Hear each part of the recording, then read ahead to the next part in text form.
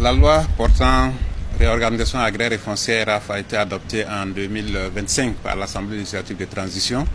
Et cette loi a prévu des textes d'application, notamment des décrets sur les structures de gestion du foncier, les outils de gestion et également un décret sur la réglementation du droit de préemption de l'État et également la réglementation des cessions involontaires pour cause d'utilité publique.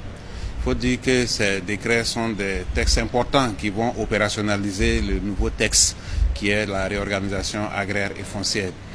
Ces décrets ont permis de relever un certain nombre d'innovations qui vont permettre d'améliorer la gestion du foncier dans notre pays. Il faut dire que la RAF est partie du principe que la terre appartient désormais à l'État et dans ce sens, il était important que nous puissions prévoir la modalité de transfert des terres aux collectivités territoriales parce qu'il est prévu que malgré le fait que la terre appartient à l'État, l'État peut transférer une partie donc, de la gestion de ces terres aux collectivités territoriales. Donc ces textes ont expliqué un peu les modalités pratiques de cette possibilité de transfert. Il faut dire également en termes d'innovation importante, c'est l'extension de la durée de mise en valeur des terres à usage d'habitation.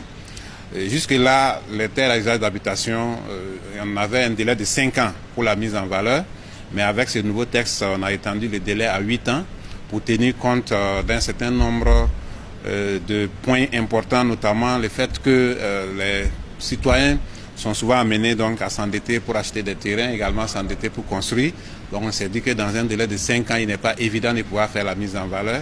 Un autre élément important, c'est la question du constat de mise en valeur des terres, parce que jusque-là, les agents du cadastre étaient obligés d'aller sur les terrains pour constater la mise en valeur et il fallait le faire en présence du propriétaire des droits fonciers.